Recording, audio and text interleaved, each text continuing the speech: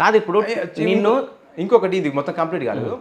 ఆ next day అతను డైరెక్ట్గా వీడియో పెట్టి కంప్లీట్గా నన్ను ఎట్లా అంటే వేరే వాళ్ళతోటి 50 lakhs ఇవ్వాలి, ఇంకా ఇంతమందిని మోసం చేసిండు, అంతమందిని మోసం చేసిండు అని ఇంకా నెగిటివ్ ఇవన్నీ పెట్టించుకుని రావడం జరిగింది. ఓకే, ఇది సో అంటే పరశురామ్ దగ్గర నువ్వు పైసలు తీసుకున్నా ఇచ్చినావా? ఇయ్యలేదు. ఇది చీటింగే కదా.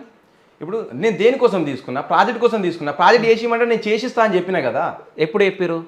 అప్పుడే నేను ప్రాజెక్ట్ ఎప్పుడైతే నేను తీసుకున్నానో, ఇప్పుడు తీసుకున్నప్పుడు నిజానికి నేను ఫస్ట్ తీసుకున్నప్పుడే నాకు 2 నుంచి 3 సరే, డబ్బులు ఎప్పుడు తీసుకున్నాను?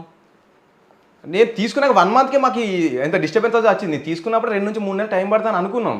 ఆ తర్వాత మాకు ఒక 1.5 monthలో మాకు ఈ డిస్టర్బెన్స్ వచ్చింది. అది జరిగింది. సో ఆయనకు 5,000 కట్టిరా మీరు? కట్టిన. ఎన్నిసార్లు కట్టిరు? నాకు వచ్చింది ఒక్కొక్క సాంగ్ డైరెక్షన్ వచ్చింది. ఆ డైరెక్షన్కు అప్పుడు నేను తీసుకున్న పేమెంట్ 35,000 జస్ట్ 2 days షూట్ చేసిన. అప్పటి నుంచి అంటే ఇతను నాకు వాట్సాప్లో నా గురించి అట్లా నెగిటివ్ పెట్టడం వల్ల నాకు చేతిలో ప్రాజెక్ట్ లేవు.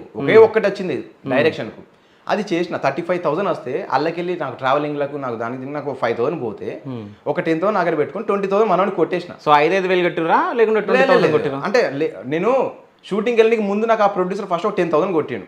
అల్లకెళ్ళి ఫస్ట్ 5,000 కొట్టేసిన. ఒక 5,000 నా ట్రావెలింగ్ దానికి ఉండాలని ఉంచుకున్నా. నెక్స్ట్ డే ఆ షూట్ నా డే 1 జరుగుతుంది. ప్రొడ్యూసర్ని మళ్ళీ నాకు ఎట్లా అమౌంట్ వస్తాయి కన్నా ఒక 10,000 కొట్టన్నా అంటే నా ఖర్చులు ఉన్నాయి కదా 5,000 కొడతా అన్నాడు. 5,000 కొట్టిండు. ఆ 5,000 కూడా ట్రాన్స్ఫర్ చేసిన. సెకండ్ డే షూట్ జరుగుతుంది. అన్నగా నేను అడిగిన కదా అన్న అమౌంట్ కొంచెం కొట్టవా అన్న అంటే మళ్ళీ 5 కొట్టిండు. అది కొట్టేసిన. సో అట్లా నాకు ఆ షూటింగ్ అయిపోయే వరకు ఆ షూటింగ్ ఉన్న రోజులు నేను 5 కొట్టేసిన. నాకు ఒక 10,000 ఎడిటింగ్ కోసం ఆపిండి అసలు ఆ ప్రొడ్యూసర్. ఎడిటింగ్ అయిపోతే అది కూడా ఇచ్చేస్తా అని చెప్పిండు.